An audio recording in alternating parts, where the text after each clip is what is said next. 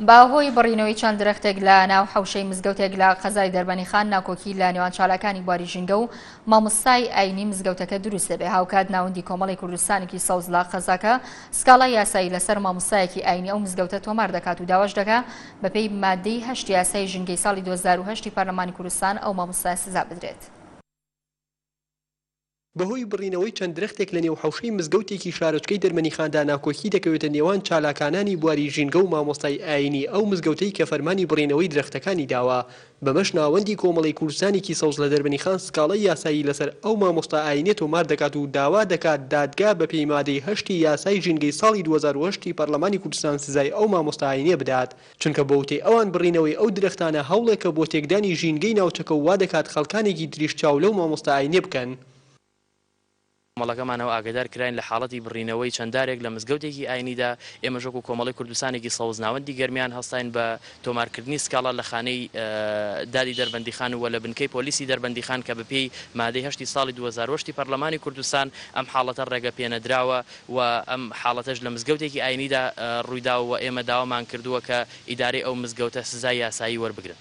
ماوەی چەند ساڵێکە هەوڵەکانی حکوومەتی هەرێمی کوردستان بە ئاراستەی پاراستنی ژینگە و زیادکردنی ڕێژەی سەوزاییە لە ناوچەی نیشتەجێبوون و چیاکانی کوردستاندا. لە کابینەی شەشەمی حکوومەتی هەرێمیش دکتۆر بەرهەم ئەحمەد ساڵح سەرۆکی حکوومەتی پێشوو هەڵمەتێکی ناشتنی 5 ملیۆن نەمامی لە هەرێمی کوردستان دەست پێ کرد. لە ساڵانی ڕابردووشدا چەندین ڕێکخراوی تایبەت بە پاراستنی ژینگە دروست بوو، بەڵام هێشتا ڕێژەی سەوزایی لە شارەکاندا نەگۆشتۆتە ئاستی ستانداردی جیهانی. بەپێی ئامارەکانی کۆمەڵی کوردستانێکی سەوزیش تەنها لە 6 مانگی ڕابردوودا و لە شارۆچکەی دەربەنیخان 89 درەخت لەلایەن هاوڵاتیانەوە بڕاونەتەوە. ئەو مامۆستا ئاینیش کە فەرمانی بڕینەوەی درەختی نێو حەوشەی مزگەوتەکەی داوە بوونی ئەو درەختانە بەزیان دەزانێت و ڕوونی دەکاتەوە کە بۆچی بڕیاری داوە ئەو درەختانە لەناو بات.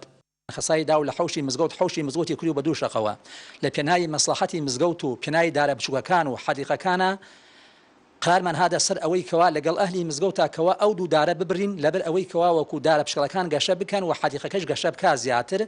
بەڵام ئەم کوردستانی سەوزە بەنای ئەم ڕێکخراوە ئەم شتە پشکۆلە وا گەورە ئەکەن، بەڵام بڕۆنە سەیە لە چەمەکان و دیهات کەژەکان و دەشتەکانی کوردستان بدەن کەوا زوخار لەسەر دارەکان ئەکەن بە چای خۆیان ئەیبین، بەڵام چای لێ ئەقوچن.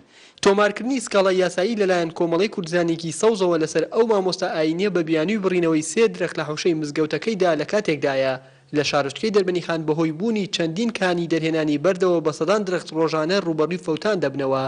بەپێی ئامارەکانی سەرۆکایەتی شارەوانی دەربەنیخانیش ڕێژەی سەوزایی لە قەزای دەربەنیخان 1.3% ڕوبەری شارۆچکەکە پێک دێنێت کە ئەمەش پێوەرێکی ئێجگار کەمە بە بەراورد ڕێژەی ستانداردی جیهانی کە دەبێت 7% کەمتر نەبێت. بۆیە بوونی چەندین کارگەی بۆ درێ و کەرەستەی بیناسازی بە چواردەوری دەربەنیخان و ڕۆشتنی سەدان تەنکەری سوتەمەنی و ئۆتۆمبیلی بار هەڵگر و بەرزبوونەوەی پلەیگەرما و خۆڵبارین و کەمی ڕێژەی سەوزایی لە شارۆچکەی دەربەنیخاندا مەترسی بەردەوامی پیسبوونی ژینگەی ناوچەکەی لێ دەکرێت.